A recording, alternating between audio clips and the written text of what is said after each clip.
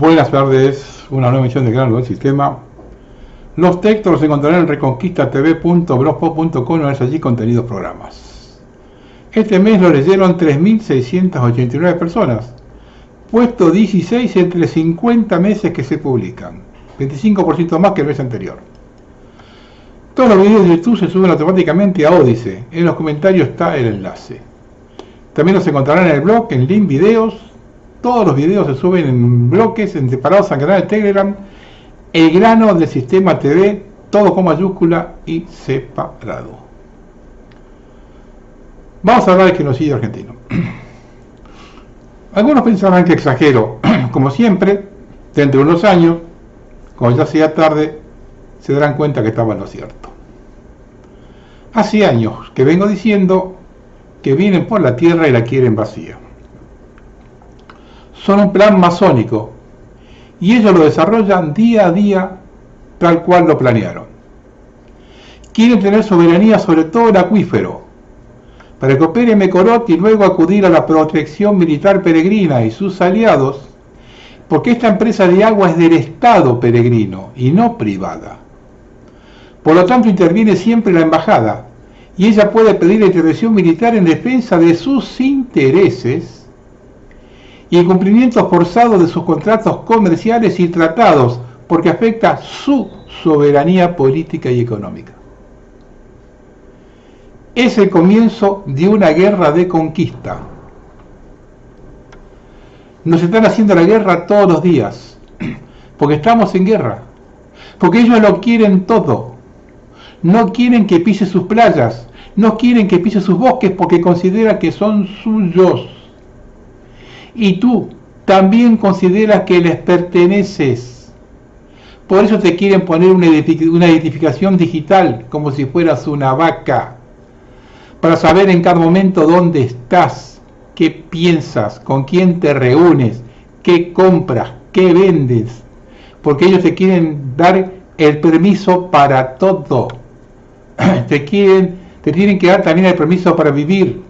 No vayas a tener muchos hijos, uno, y a lo mejor ninguno, porque sobra población en el planeta, porque ahora con la revolución industrial va a haber muchos robots y sobran personas.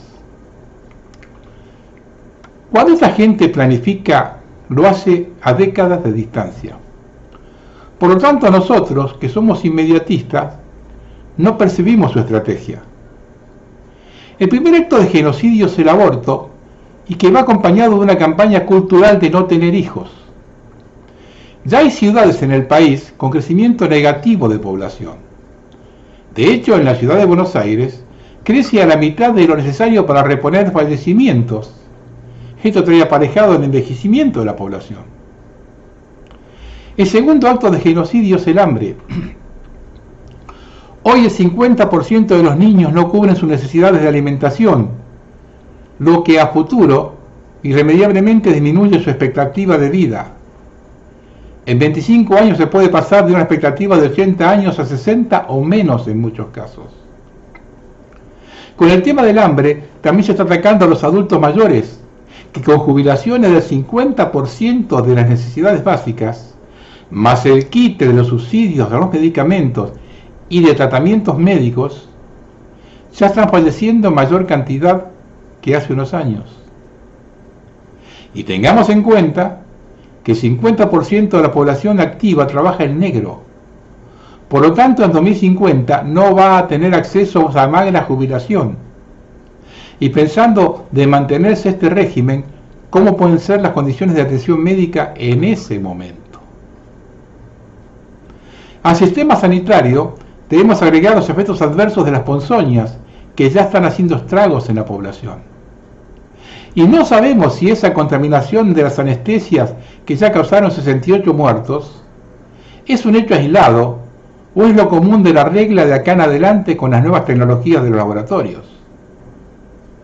No nos olvidemos que en un vial de ponzoña se han detectado 50 elementos que no tendrían que estar allí. Y a los niños le dan 30 ponzoñas en 2 años de vida. En Mendoza, los padres que no coagulan a sus hijos pueden ser sancionados con altas multas o con prisión. Y lo de Garrahan tiene que ver con esto, sin duda. Y el otro punto es el narcotráfico, que ya ha tomado una buena parte de la juventud, lo que provoca en primer momento serios trastornos físicos que impiden su desarrollo laboral y su expectativa de vida. Adosado a estos, las capas bajas para conseguir droga deben delinquir, y los delincuentes tienen una expectativa de vida de alrededor de 30 años. El tema del abandono de los discapacitados responde a que por la lógica del liberalismo son comedores inútiles y sin derecho a vivir. No es una cuestión presupuestaria, sino de sacar del medio a los que ellos consideran que no solo no aportan nada, sino que generan gastos. El debate de una ley de eutanasia responde a esto. Observando de la forma que se acciona la represión, no cabe ninguna duda del plan orquestado. El miércoles en el Congreso se observaron algunos efectivos de la Fuerza de Seguridad que no hablaban castellano y tenían placas peregrinas. El jueves la insólita represión a discapacitados es algo nunca visto en el mundo, ni siquiera imaginado. En el próximo bloque escucharán lo que escribió un intelectual español acerca del gobierno de Milei. No hay otro gobierno de derecha en el planeta que pase por encima de normas de civilización como lo hace este de Milei. Estamos retrocediendo 200 años. Esta foto ya recorrió el mundo.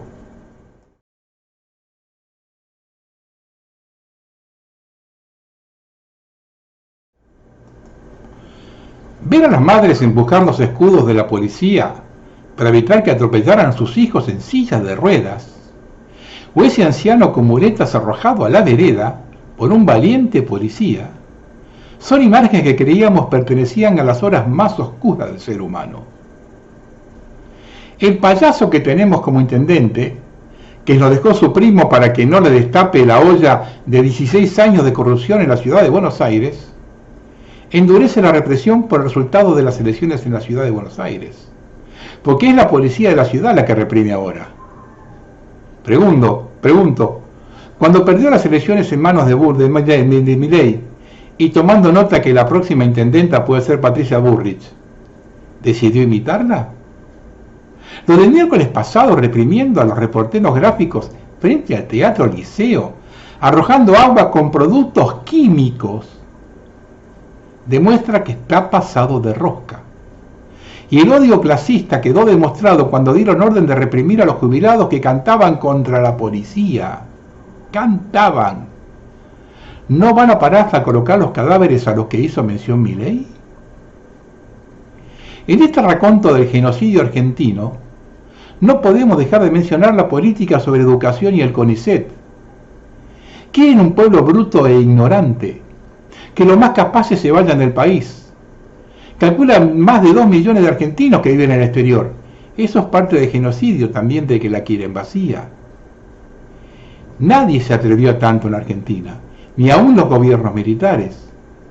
Esta es la mayor demostración que existe un plan de destrucción total de nuestro país, y quien está en el poder y los intereses que dice representar a cara descubierta no nos dejan ninguna duda.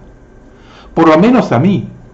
Lo que culminó en 1948 se inició en 1919 y en 2025 se está terminando de realizar. Si aún tienen dudas y quieren seguir creyendo en el régimen, que lo hagan. Fueron avisados y apercibidos. Pero ¿saben una cosa? Estoy feliz por los logros de argentinos en el mundo, además del orgullo que provoca la ardua tarea de nuestros científicos en todas las áreas, para nosotros y para la humanidad misma. Mal pagos en nuestro país, desechados por este gobierno apátrida, que pretende exterminar todo lo que sea argentino, entregando nuestros recursos y valores. Es el caso de la Comisión Nacional de Energía Atómica, entre otros. Ser importarle el valor que tiene para el país la preservación de tan importante centro y el manejo de esa tecnología. Día a día vemos cómo se sumerge al país en un caos sin considerar los beneficios de nuestra prosperidad como nación y Estado, porque justamente es lejana de la realidad que nos agobia. Carece de validez el sacrificio de médicos, educadores, hombres de ciencia, artes y ciudadanos comunes que ven deteriorados sus salarios y posibilidades materiales y espirituales, por lo cual parecen excluidos en un país de múltiples recursos, negados por un gobierno al que mal podemos llamar argentino, un gobierno entregador y asesino, no solo de la patria, sino también de sus habitantes. Quien vaya a votar, fíjese bien qué es lo que hacen.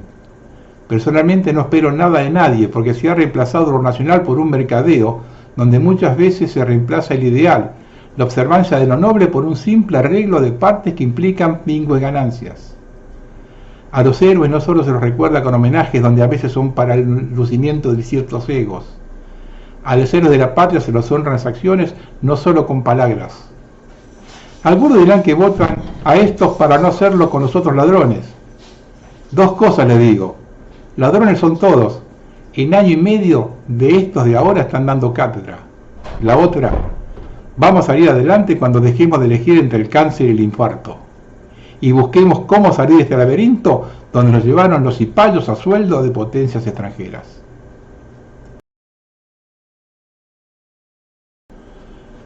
Esto lo publica un medio italiano, con la experiencia de alguien que ha pasado por décadas de historia literaria y política. Vicente Batista no se anda con rodeos. Lo que está sucediendo hoy en Argentina es la materialización de las peores profecías de Orwell. El escritor de 80 años convierte su obra en un poderoso instrumento de denuncia contra el gobierno ultraliberal de Javier Milei. Al recibir un reconocimiento, Batista emitió una advertencia que hizo saltar a los presentes. Cuando escribí sobre el control social y la manipulación del lenguaje, muchos pensaron en un ejercicio literario. Hoy solo hace falta mirar alrededor de Argentina para ver cómo esas páginas se hacen realidad. El escritor describe un país donde la pobreza pasa a llamarse transición económica, un clásico del neoliberalismo, donde los manifestantes son etiquetados como terroristas, y donde los recortes a la cultura y la educación están creando una sociedad cada vez más incapaz de pensar críticamente.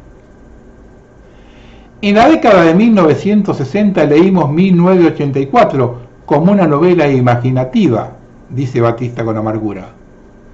Hoy nuestros nietos la experimentan de primera mano. Su crítica se hace aún más aguda cuando habla de políticas económicas. Han convertido al país en un laboratorio ultraliberal donde los derechos sociales son mercancías que se venden al mejor postor. Sin embargo, entre las páginas de su novela y en sus declaraciones públicas, Batista permite vislumbrar esperanza. La literatura siempre ha sido el antídoto contra las dictaduras. Escribir hoy en Argentina ya es un acto de resistencia. A medida que el gobierno busca reescribir la historia y borrar la memoria colectiva, obras como El simulacro de los espías se vuelven fundamentales para preservar la verdad. Muchos han intentado, desde los militares hasta Menem, hacernos creer que no hay alternativas, concluye el escritor. Pero la historia argentina muestra que cualquier intento de borrar la conciencia colectiva está condenado al fracaso. Porque como enseñan los libros, las distopías pueden convertirse en realidad, pero también pueden ser derrotadas. Durísimo, de alguien que viene de afuera.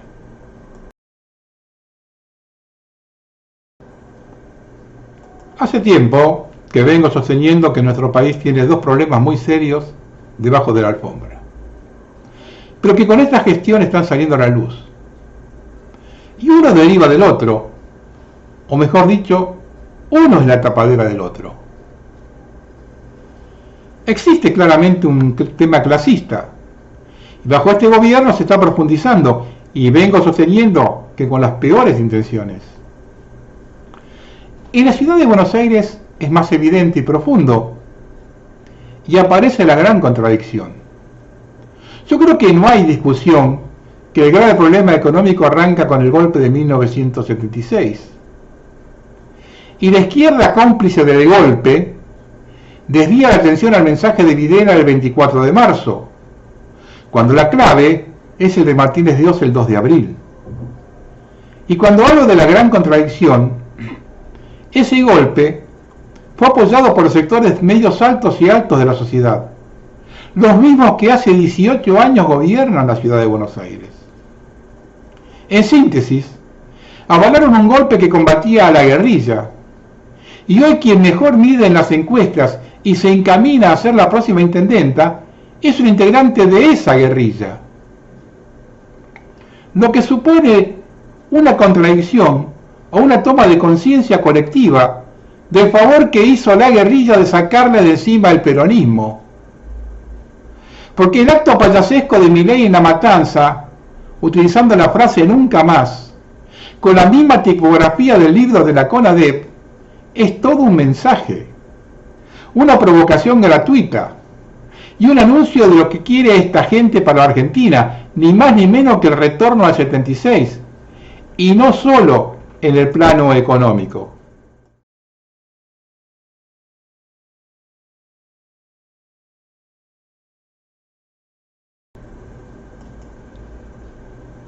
Nunca nadie fue tan claro con el futuro que pretenden para esta sociedad.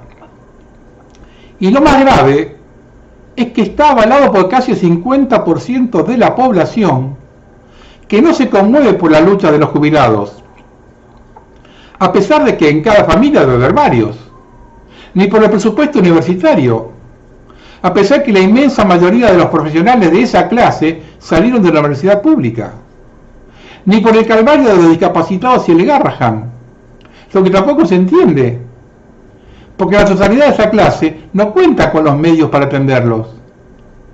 Es decir, el odio está por encima de todo, pero ese odio no es solo clasista, es racial. Cuando a los otros se los trata de negros de mierda, de orcos, de cucas, son los mismos a los que no se les movió un pelo el bombardeo de Plaza de Mayo en 1955, que causó 400 muertos. Y cuando le preguntaban por eso, la respuesta es: de alguna forma había que sacarlo. Un dato de cómo es esta gente. El hijo de Diego Santilli tuvo Escherichia coli. El niño comió la hamburguesa mal cocida y contrajo la enfermedad. En el hospital Garrahan le salvaron la vida. El diputado Santilli votó en contra del Garrahan. Esa es la gente que nos gobierna. La foto de la campaña en La Matanza la podría haber hecho exactamente igual en la Villa 31 o en la 1114 o en la Ciudad Oculta, en plena ciudad de Buenos Aires. Eso califica la hipocresía de mirar la paja en el ojo ajeno y viajar 30 kilómetros para sacarse una foto cuando el mismo problema lo tienen a 15 cuadras de la Casa Rosada. ¿O no saben que 12.000 personas duermen en la calle en la ciudad de Buenos Aires y que este año ya murieron 70? Y este tema racista y de clase, que muchos en el interior del país tratan de endilgárselo al área metropolitana de Buenos Aires, lo tiene en cada provincia en su propio territorio. La misma dictadura que el AMBA ejerce sobre todo el país, la mayoría de las capitales provinciales la ejercen en su jurisdicción. Sucede que siempre es más fácil echar la culpa a otro y no mirarse en el espejo. Pero aquí hay algo mucho más profundo, de lo que nadie habla, y que es el motivo principal de la grieta. Nos han ganado la batalla cultural.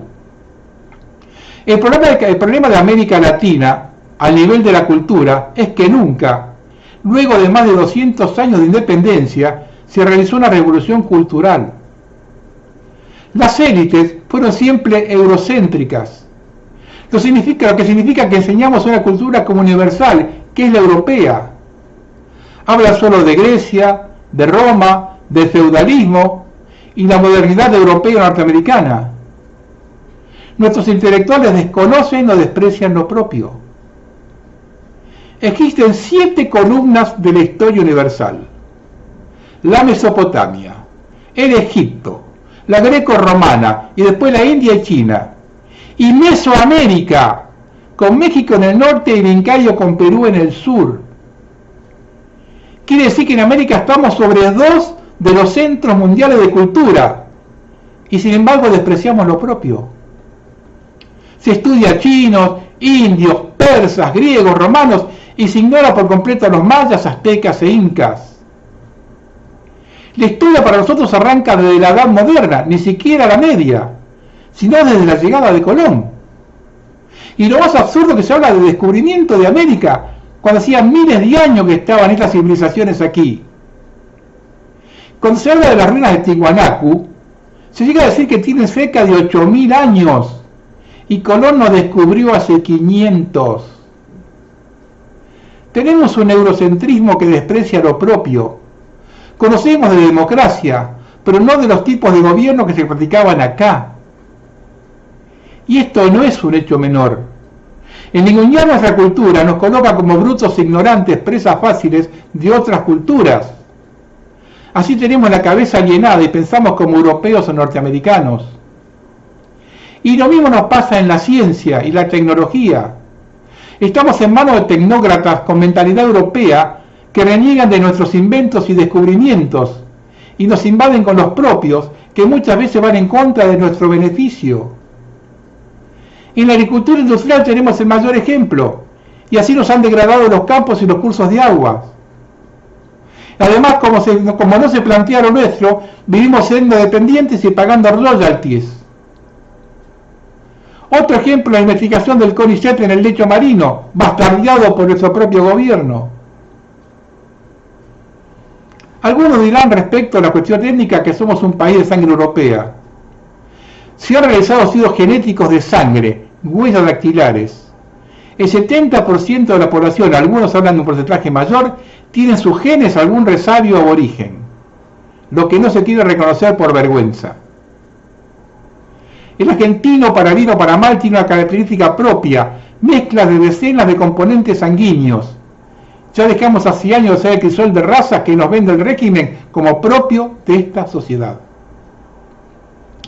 Descolonizarnos y adoptar una cultura propia nos permite ser nosotros mismos, cortando con la dependencia externa. ¿Cómo creen que un gobierno que defienda los intereses nacionales puede sacar adelante a la Argentina? Desde el punto que la van a dejar esta élite apátrida. Hoy nuestro país tiene un aparato productivo casi destruido, la población endeudada, la nación hipotecada, atrasada en su infraestructura. ¿Piensan que un gobierno nacional, las élites que nos trajeron hasta aquí, nos van a ayudar a salir? Se sale únicamente con ideas propias, nuevas, que se adapten a la idiosincrasia. Y para ello hace falta una revolución cultural, un cambio de mentalidad.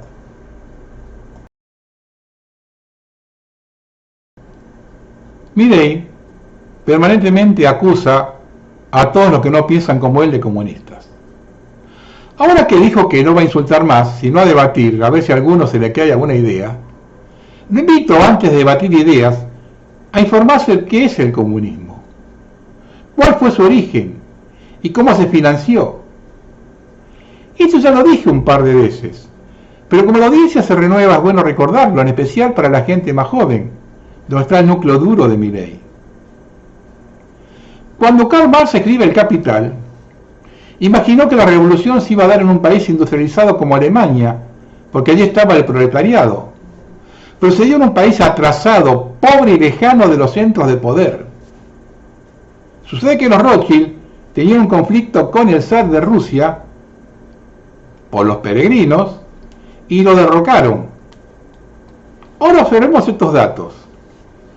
Karl Marx escribió Ayuda económica de la casa Rothschild para difundir profusamente su manifiesto comunista. La Revolución Soviética de 1917 fue financiada por grandes consorcios financieros. De esto tuvo conocimiento el Servicio Secreto Norteamericano, según documentación codificada 7-617-6, número 912-SR-2. Lenin y Trotsky dispusieron de dinero y armas para instaurar el comunismo en Rusia. Entre sus protectores figuraron el banco Cullen Block de Nueva York, el banco Spear & Company de Londres, el banco Westphaliano de Alemania y los magnates Guggenheim y Schiff de Estados Unidos. Durante la guerra de 1941 a 1945, la Unión Soviética recibió a Estados Unidos e Inglaterra una ayuda directa que a precios actuales importaría más de $600.000 millones. Y por último, todavía en 1989, la Unión Soviética recibió créditos de los grandes bancos de Estados Unidos e Inglaterra y le vendían cereales a precios subsidiados. Cuando el gran proceso industrial comienza a manifestarse, en Estados Unidos y Europa crece el descontento entre la nueva clase trabajadora debido a los abusos a que eran sometidos los obreros, lo que creaba un cóctel explosivo que ponía en duda la continuidad del proceso. La aparición de un fantasma que actuase como reflejo de lo que podía acontecer si no se aceptaban las nuevas reglas de juego, da a Estados Unidos la herramienta necesaria para combatir todo pensamiento disidente. El comunismo fue fomentado desde los mismos centros de poder para imponer las doctrinas liberales e iniciar una nueva forma de colonialismo. De no ser así, ¿cómo explicar que su caída ha sido tan sencilla y que una de las dos maquinarias bélicas más importantes se caiga sin tirar un tiro?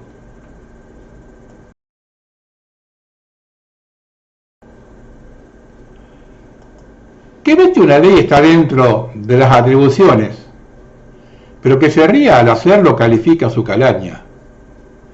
Pero la infamia toma una gravedad indignante cuando declaman a los cuatro vientos que no hay plata y que un aumento miserable de los jubilados y la ayuda a discapacitados les rompe el plan económico, mientras se la están robando en pala. Escuchen este informe. El presidente del Banco Central, el otro día, socio del ministro de Economía, recuerden que iban a cerrar el Banco Central, después iba a ser independiente, qué sé yo, pusieron un socio del ministro de Economía y el otro día, a la hora que el dólar costaba 1.380, vendía futuro. El futuro era fin de mes, es decir, era ese día. Era ese día. No sé si se entiende, ¿no? Es decir, vos decís, ¿cuánto hoy es fin de mes? Sí, ¿a qué hora cierra la jornada? A las 5 de la tarde. ¿Qué hora es? Las 4. ¿Cuánto vale el dólar? 1.380, vendelo a 1.280. Le estás regalando al mercado 100 pesos por dólar. Esos 100 pesos por dólar se estimaron que son una pérdida del Banco Central de entre 450.000 millones y 1 billón de pesos. Es decir, hasta 1.000 millones de dólares puede haber regalado en un día, en una jornada, regalado a socios de Caputo, amigos de Caputo. Es decir, cuando un ministro, un funcionario regala tanto dinero a otro, entra en sospecha. Es decir, bueno, ese otro que te hizo, que ganó la plata, ¿te da algo? Además, nunca se hizo tan obvio, me parece, ¿no? O sea, que faltara un rato para cerrar la jornada y que estuvieran vendiendo 100 pesos menos, era una locura. Relacionado con esto, el ministro Caputo, que pide a la gente que saque los dólares del colchón, presentó su declaración jurada anual al filo del vencimiento, y en la misma, solo el 4% de su capital está en Argentina, el resto en el exterior. Queda por otro momento analizar si lo que declaró es cierto. El hecho de presentarlo en último momento abre las dudas. Pero lo importante es que el mejor ministro de Economía de la historia la tiene toda afuera.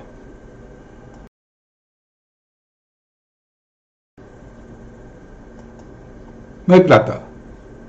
Se pagan de intereses por las letras que significan el doble de lo que se paga a jubilados. El Fondo Monetario publicó el viernes 1 a la noche un manual de instrucciones para Milei de 103 páginas. El fondo exige para diciembre, después de votar, que ajuste el sistema previsional. Además le dice al gobierno que debe acumular reservas mediante privatizaciones o ventas de activos públicos. Eso está en el documento oficial del Fondo Monetario, no es un rumor. Hace tiempo que vengo sosteniendo que después de las elecciones vienen las grandes reformas, entre la laboral. Está también dentro de las exigencias del fondo. Esta reforma se puede llevar adelante luego de un proceso de destrucción de trabajo. Con mayor desocupación se aceptan otras condiciones. Todo está encadenado, nada es casual. Veamos los principales puntos.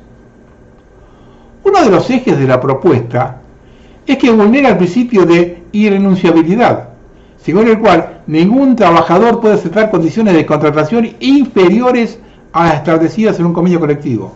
Eso se termina. Además, se establece que un trabajador disconforme con los cambios que el empleador introduce en sus condiciones laborales solo tendrá la opción de considerarse despedido sin causa de reclamar una indemnización. En la actualidad, la ley de contrato de trabajo también habilita al trabajador a iniciar acciones legales tendientes a revertir esos cambios y continuar bajo relación de dependencia.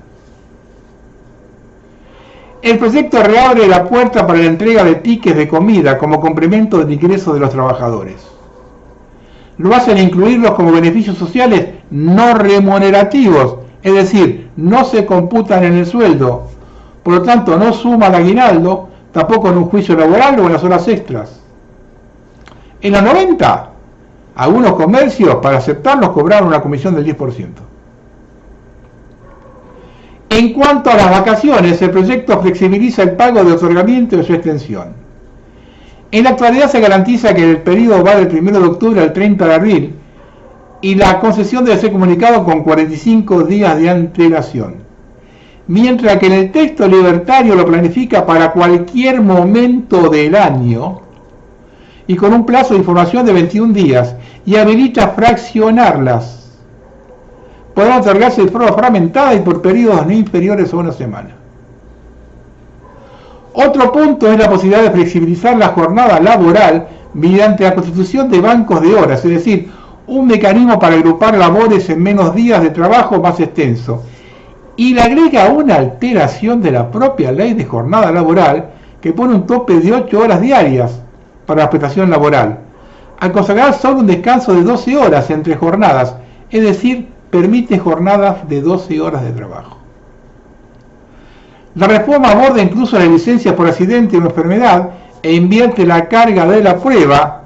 En caso de aprobarse, deberá ser el trabajador y no el empleador el responsable de probar de manera fehaciente el carácter de su dolencia para cobrar su sueldo durante el periodo de recuperación. Otro tópico sobre el que avanza es el de los juicios laborales. Postula que frente a una sentencia condenatoria, las micro, pequeñas y medianas empresas contarán con la ventaja de pagar hasta en 12 cuotas el monto resultante del fallo. Y tanto adquiere mayor relevancia si se toma en cuenta que según la estadística que se tome, alrededor del 65% de los trabajadores argentinos se desempeñan en una compañía pyme. Esta reforma en el Congreso no pasa. Salvo un tremendo fraude en las elecciones, o que el motivo real sea una provocación a protestas y que lleve a un estallido social. Orden en el caos. En este mismo tenor de aceptar órdenes, las Fuerzas Armadas Argentinas fueron habilitadas a través de un decreto firmado por Milei y sus ministros, sin previa consulta con el Congreso, como exige la Constitución, para la salida de tropas al exterior. Jueves pasado se publicó medida de boletín, lo cual legitima la salida de efectivos, así como la realización de maniobras conjuntas con fuerzas extranjeras en territorio nacional. Este hecho viola el artículo 75, inciso 28 de la Constitución, pues establece que con eso debe autorizar el envío de tropas fuera del país. Se pasa por el culo todo. Y la justicia, bien, gracias.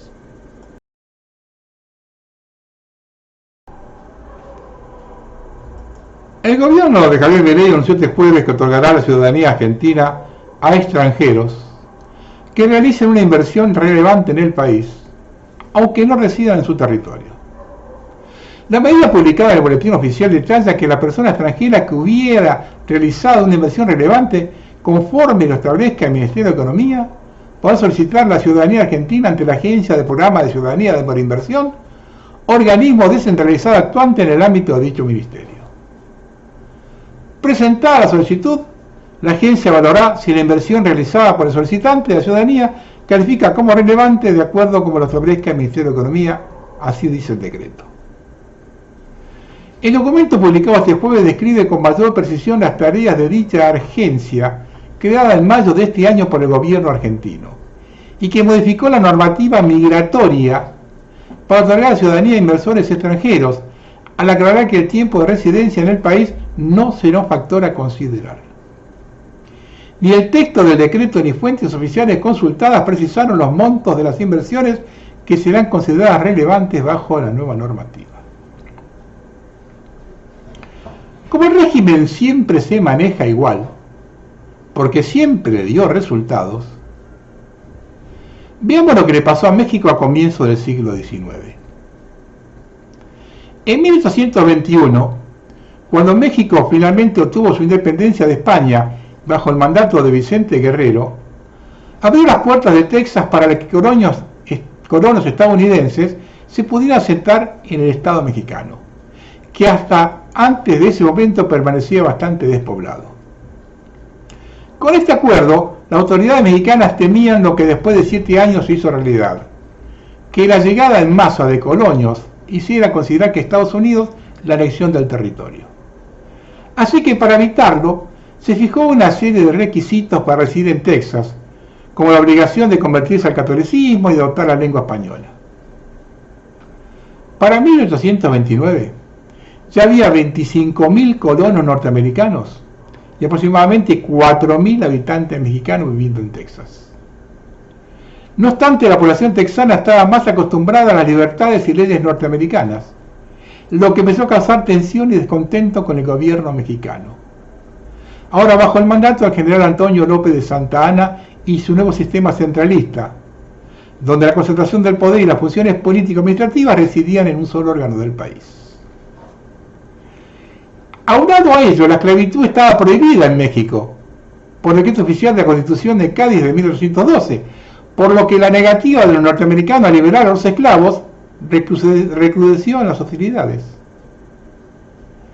Fue hasta 1835 cuando comenzaron los enfrentamientos entre tropas mexicanas y rebeldes texanos en el poblado de González, unos kilómetros al este de San Antonio, lo que dio inicio a la Guerra de Texas. Finalmente, en la noche del 6 de marzo de 1836, alrededor de 6.000 hombres al mando de Santa Anna y tras 13 días de asedio tomaron el fuerte del Álamo.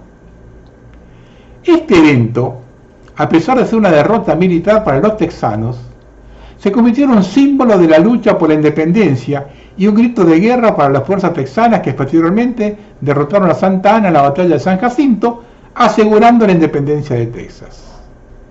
Y escuchen esto. La independencia de Texas la declararon en una reunión pocos representantes de comunidades texanas. Los demás eran aventureros llegados en ese momento de Luisiana, Kentucky y Tennessee. Por lo que la independencia la declararon 3 texanos y 59 no texanos. Vayan aprendiendo de la historia acá.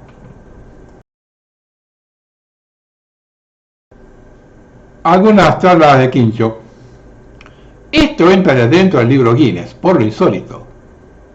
Julián P., empresario de Singapur, vinculado al lanzamiento de la criptolibra, imputado en la causa, visita Milei.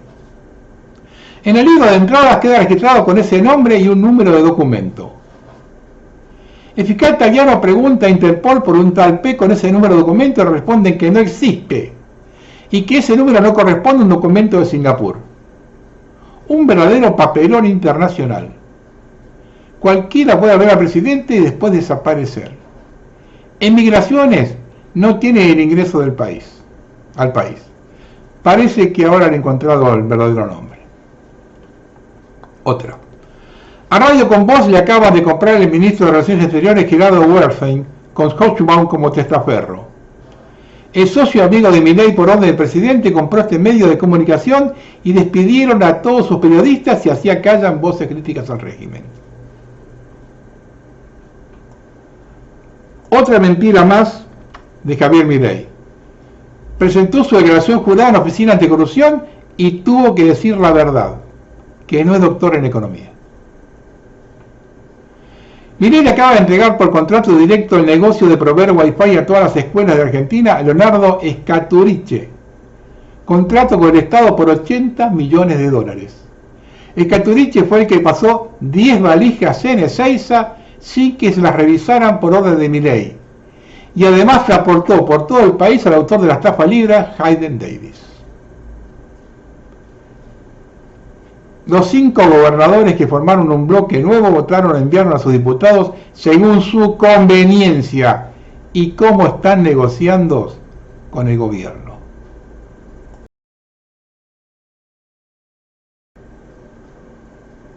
Un par de referencias históricas para que tengan presente, sobre todo la gente joven. El 18 de septiembre de 1955, Raúl Francos, padre del actual jefe de gabinete Guillermo Francos, no dudó en cumplir sus órdenes de bombardear los depósitos de petróleo en Mar del Plata, en un episodio que cambió el curso de la política argentina para siempre. ¿Qué llevó a este hombre a atacar el patrimonio de su país? Nadie ocupa un cargo en este gobierno por casualidad, ¿eh? Este otro lo mencioné varias veces, pero es bueno repetirlo en la época donde reina la confusión. En 1972, Alfonsín fue abogado del terrorista jefe del ERP, Mario Roberto Santucho.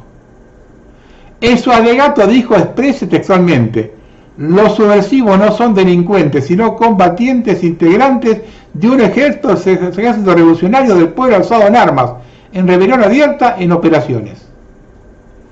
Este fue el presidente que inició el periodo democrático del que nos orgullecemos ahora, quien indemnizó a los desaparecidos sin decir nunca de dónde salió el dinero. No olvidemos que en plena guerra de Malvinas, el almirante Hyde, enviado del presidente Reagan, le dijo: usted será el próximo presidente.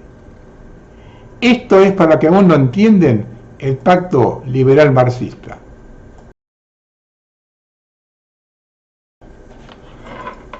Recuerden que en los textos están las fuentes, ¿no? La constante amenaza de despidos por la inteligencia artificial refuerza un mensaje que se está repitiendo desde la directiva de las grandes compañías. Los trabajadores son prescindibles y deben adaptarse a cualquier precio a la nueva realidad. Durante décadas, el discurso sobre la automatización traía bajo el brazo promesas de prosperidad y de liberación del ser humano con respecto a las tareas más tediosas. Pero en 2025, cuando más cercana aparece la utópica meta de la automatización, el relato ha dado un volantazo. Ahora, bajo la retórica del progreso tecnológico, parece esconderse una estrategia que, lejos de parecer futurista, resulta estar 1000 veces vista: la de sembrar el miedo entre los trabajadores para que acepten mansamente empeorar su propia situación socioeconómica. Y es que presentar ahora la amenaza de la inteligencia artificial como una causa inevitable de despidos masivos no solo está sirviendo para justificar recortes de personal, sino también para empujar a millones de empleados a la miseria.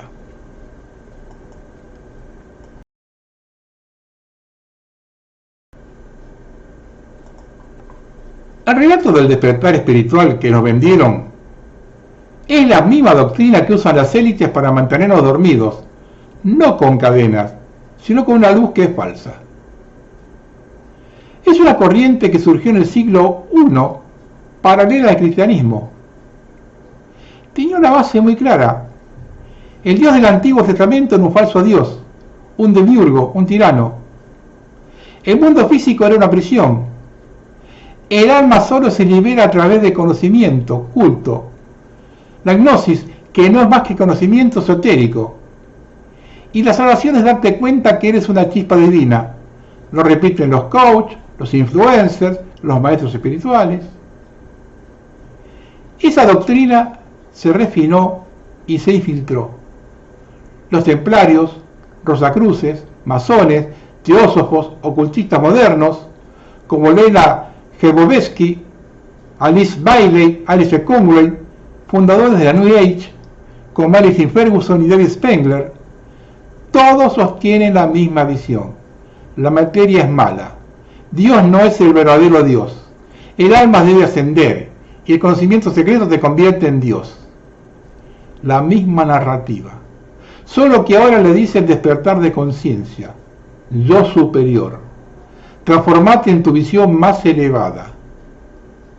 Lo repite hoy sin cesar la élite cultural: Hollywood, música, políticos, las organizaciones no gubernamentales espiritualizadas, los gurúes digitales, mismos que cobran, que celebran rituales simbólicos, uso del lenguaje hermético, llenan eventos como los Grammys, la Mercala, el Super Bowl.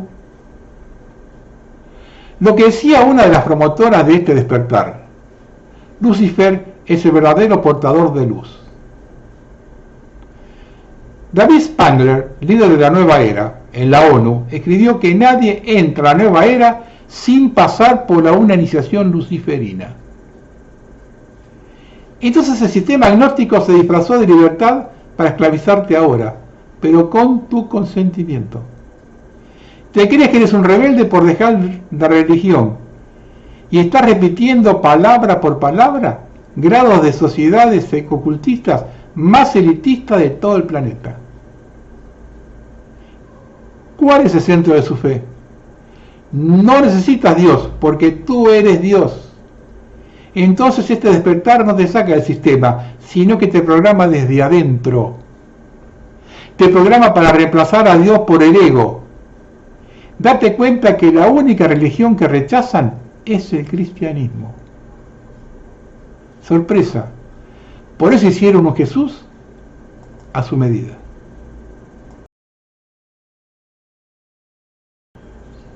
En el país de la democracia, el FBI borró el nombre de Donald Trump junto con los nombres de otras figuras públicas prominentes de la referencia de los archivos de Jeffrey Epstein.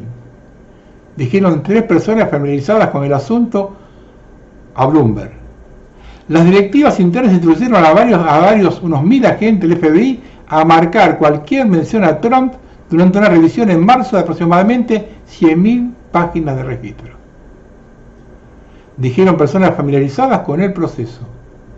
El Departamento de Justicia dijo que la revisión no encontró ninguna lista de clientes ni evidencia que vincula a Trump con actividades criminales, a pesar que su nombre aparece en la libreta de contactos y los registros de vuelo de Epstein.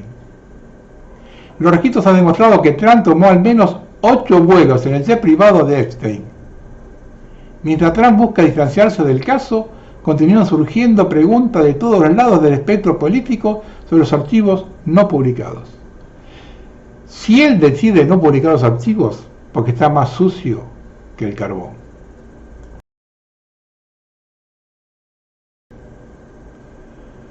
El Departamento de Energía de Estados Unidos ha publicado esta semana el borrador del informe Una revisión crítica de los impactos de las emisiones de gases de efecto invernadero en el clima de Estados Unidos, elaborado por el Grupo de Trabajo sobre el Clima.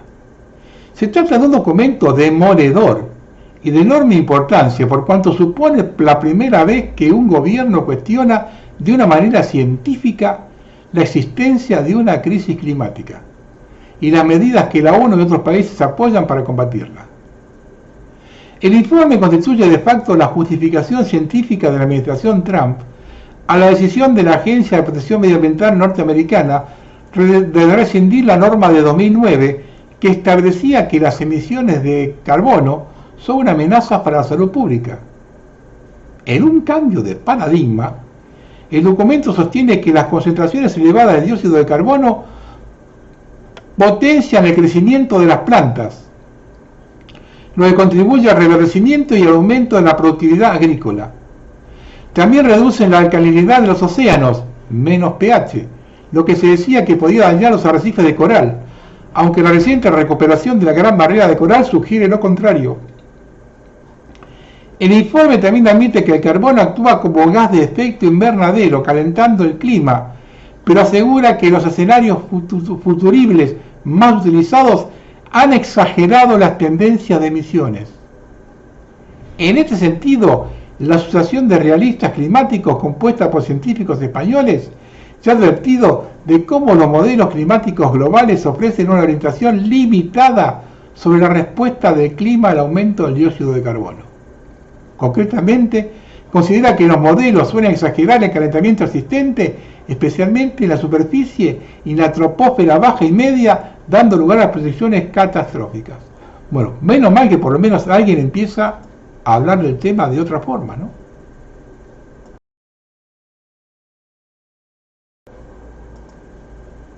Coney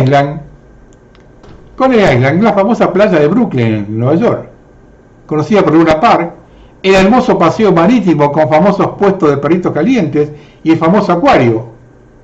Yo recuerdo de niño cuando pasaban en televisión a la gente yendo a la playa en Nueva York. Si estás de paso por Nueva York, sin duda, merece la pena visitarlo.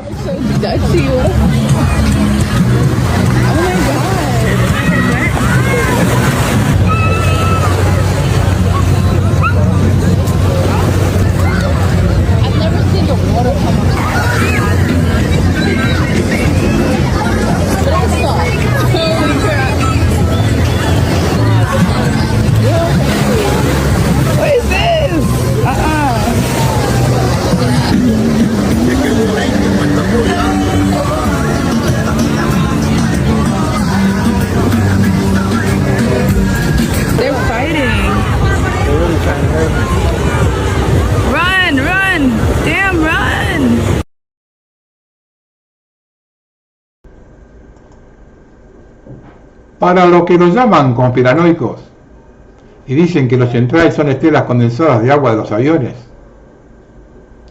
el cielo en Brisbane hace unos días, idéntico aquí, idéntico en Darwin, simultáneamente. Hablamos de una zona casi del tamaño de Europa, con un uso horario diferente y un clima completamente distinto. ¿Cómo es posible? Vean la foto.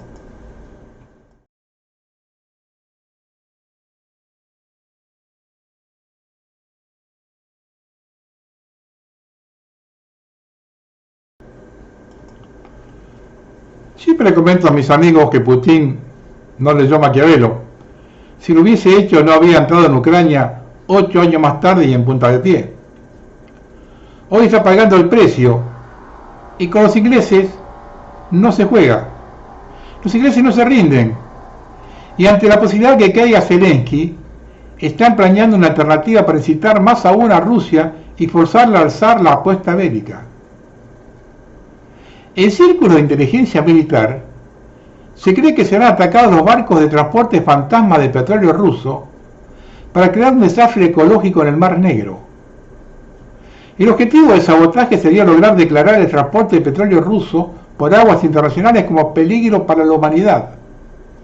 Esto justificaría la inspección obligatoria de esos buques con fines preventivos y poder así sacar de circulación con excusas técnicas todas las naves rusas.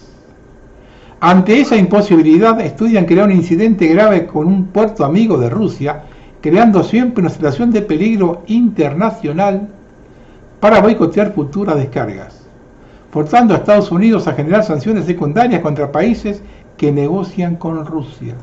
Así se mueven los ingleses.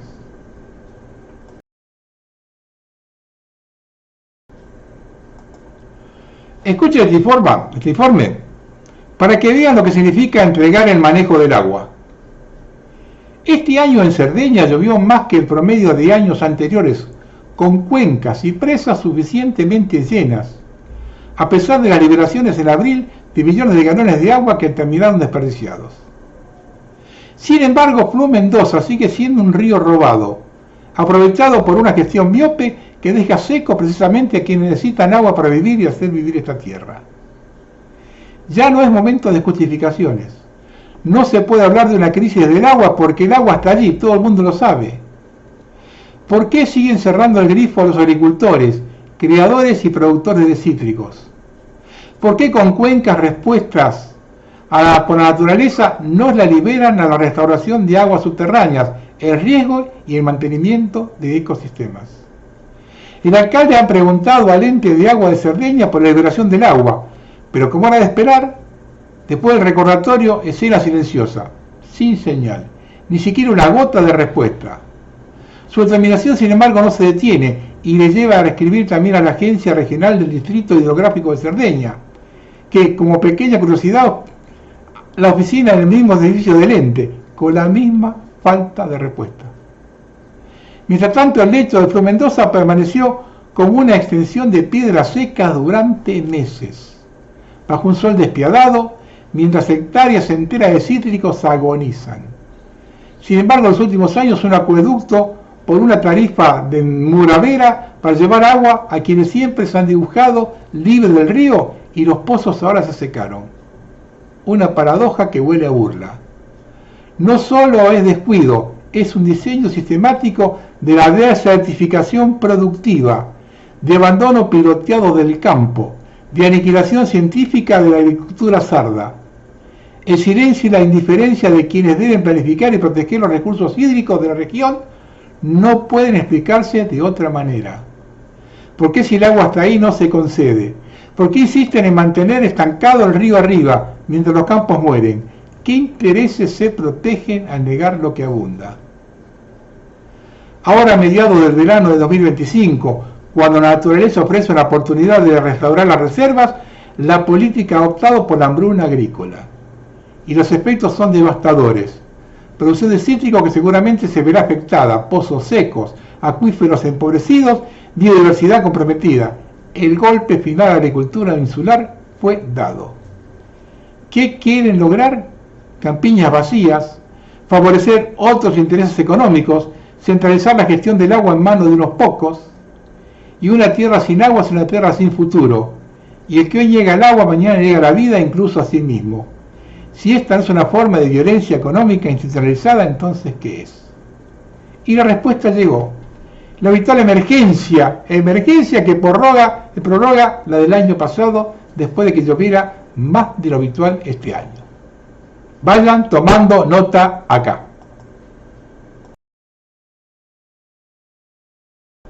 Una cosita chiquita de los Libertadores.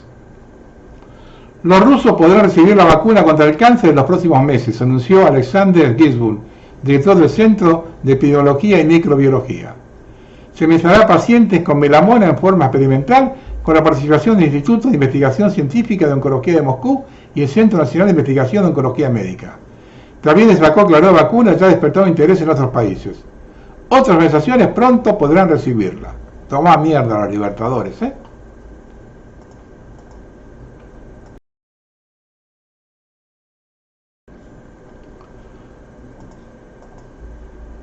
Una cosa cortita de la reconstrucción de Ucrania. Todo para que vayan tomando nota acá, ¿eh? Conferencia sobre Ucrania en Roma. Los especuladores de la guerra se han reunido para una nueva ronda del espectáculo llamado Reconstrucción de Ucrania. Como quiere el periódico alemán Berliner Zeitung, el mensaje de la reunión anual de representantes occidentales y la élite económica y política de Ucrania no podría ser más absurdo y cínico. Las empresas occidentales se preocupan principalmente por sus negocios multimillonarios, no por los ucranianos. Por lo tanto, la conferencia para la reconstrucción del país devastado por la guerra es la hora de gloria del capital. ¿Cuál es la verdadera motivación de este evento de élite, celebrado por cuarta vez en una importante ciudad de Europa occidental? Ya se están sentando las bases para contratos multimillonarios. La conferencia de reconstrucción de Ucrania se ha convertido en una celebración anual para los inversores occidentales. Mientras Zelensky se ha obligado a solicitar a Roma más sistemas Patriot, los bancos e inversores internacionales se preocupan por sus ganancias.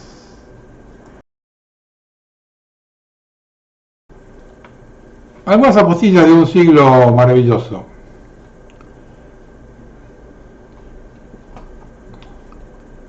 Un granjero británico lanza una advertencia escalofriante. Planean reducir un 50% la producción de animales de granja para 2050.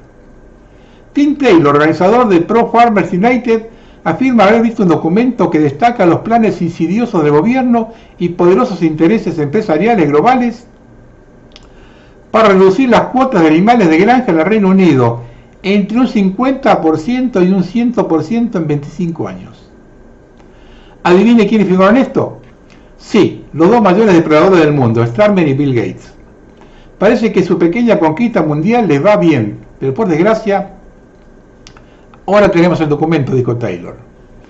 Aunque la naturaleza de información sigue siendo incierta, los objetivos de las iniciativas climáticas del Reino Unido y Europa suelen estar ocultos a simple vista. Por ejemplo, el Comité de Cambio Climático recomienda reducción del 20% del consumo de carne y lácteos para 2030 y una reducción del 38% de la producción de ganado para 2050 para lograr las llamadas emisiones netas cero. Gran Bretaña es uno de los muchos países donde los agricultores están alertando sobre los planes alimentarios globalistas que van desde la reducción de la producción de carne hasta el monopolio de la tierra de cultivos, dejando a millones de personas en riesgo de morir de hambre. O precisamente ese es el objetivo. La ONU lanzará un grupo de trabajo sobre desinformación para silenciar a los críticos de la Agenda 2030 globalista. Ha surgido una nueva realidad en Ucrania. A los niños se les enseñará a matar rusos a partir de los 14 años. La asignatura se denomina Fundamentos de la Resistencia Nacional. El ciclo de preparación de los ciudadanos para la resistencia nacional comienza a los 14 años, en particular mediante la participación en juegos patrióticos militares y el estudio de la asignatura Defensa de Ucrania. La asignatura será obligatoria tanto para niños como para niñas. Si no quieren participar, serán expulsados de la institución, declaró el jefe interino del Departamento de Política de Resistencia Nacional del Ministerio de Defensa. Es hasta el último ucraniano, como vengo sosteniendo, y los rusos al entrar en punta de pie compraron la guerra perpetua. Y la última, imágenes del incendio que está ocurriendo en este momento en la refinería de petróleo Avivsky en el krai de Krasnodar, en el sur de Rusia, con gran parte de la instalación aparentemente envuelta en llamas tras un ataque aéreo con drones esta mañana por parte de las Fuerzas Armadas de Ucrania. Vean el videito. Может, лучше уйти? Ну вот, дорогая, где я работаю? Вот беспилотник завод прилетел. Мы под остановку нырнули с ребятами.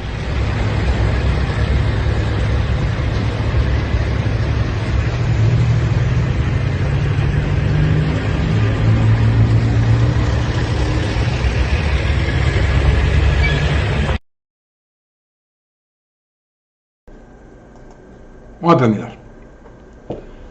Dentro del relato del régimen es hacer una bisagra en la historia y colocar a Hitler como el mayor responsable de todo lo acontecido en el siglo XX y que se sigue usando hasta ahora. No voy a analizar a Hitler, sino plantear que a partir de allí se genera la división entre los malos y los buenos. En 1945 Hitler murió y el mundo comenzó su restauración. Los buenos nos han ofrecido más de 50 guerras desde 1945. Los buenos han generado 60 millones de muertos desde 1945. Los buenos tiran millones de toneladas de alimentos al mar para sostener el precio. Los buenos endeudaron a todos los países con usura y consiguen que los pueblos queden arruinados. Ya no hay gente que escuche su música popular. Ya no hay gente que viva de la naturaleza. Y nos han confinado a vivir hacinados en ciudades y han conseguido que todos comamos hamburguesas y todos bebamos Coca-Cola. Ese es el tema fundamental del debate. Los buenos son los que vencieron en 1945. Ganaron los ricos, que gobiernan para los ricos, con los votos de los pobres, que se cansaron de los pobres y se creyeron ricos, y votaron por los ricos, que gobiernan para los ricos. Pobres que se creyeron ricos y votaron por los ricos, votaron para ser más ricos y se volvieron más pobres.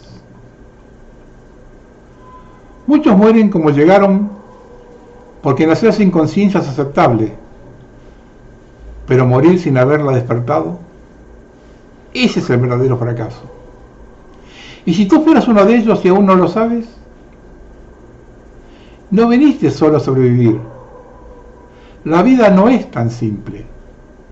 No seas un hombre mecánico, ese que vive dormido, programado, sin voluntad ni dirección. Vivimos hablando del daño que está causando el gobierno de Milei, de la crueldad con los jubilados, los discapacitados, con los niños. No le importa absolutamente nada. Que alguien viva en la calle o que no pueda comer o no soporte un dolor por no poder comprar un medicamento. Pero no toda la culpa es de él. Una demostración de dónde quieren ubicar a nuestro país los medios del régimen lo da el hecho que se habla 100 veces más del esposo de Julieta Prandi que de los 68 muertos en los hospitales. Esto tiene un mal olor y suena a billetera abierta, un símbolo de nuestra época. Escuchando al presidente el viernes, observamos que no usa lenguaje soez, pero sigue con el mismo criterio de acusar al Congreso de todo. E incluso habla de castigos penales a los legisladores por hacer su trabajo. Este hombre está fuera de sus cabales. Inventa cifras insólitas sin sentido y miente como siempre. Todo dirigido al electorado ignorante, pero cree que todos lo son. Lo del déficit cero desde Martínez de Oz a la fecha se lo escuché a todos los ministros liberales y terminaron siempre mal. ¿Por qué ahora será diferente? Para finalizar, los dejo con dos votantes de Milei. La educación debería ser privada. La educación debería ser privada. ¿En dónde estudia? Acá en la Universidad Tecnológica. Es privada, ¿verdad? No, es pública. Justamente, tengo esa contradicción de que es pública. Randall López. La mejor educación que se brinda y que yo puedo acceder estando acá en Córdoba está en la universidad pública. Y además, bueno, ¿qué hace? Qué decepción. Qué decepción, ¿no? Usted es un joven liberal. Sí, ¿Por qué va a la universidad pública? porque me gusta, pues justo mi carrera, estoy estudiando ingeniería, es la mejor y me gusta abrirme, no solo estar siempre pensando lo Sí, mismo. pero sin embargo otros no tienen por qué pagarle sus estudios. No, bueno, pero es gente que lo puede pagar, debería pagar. ¿Usted lo puede pagar? Mi familia sí puede ¿Y pagar. por qué va a la universidad pública? Y porque es la que tiene más prestigio y es la mejor. Porque ya O sea que lo público es bueno entonces. en la Universidad de Buenos Aires sí.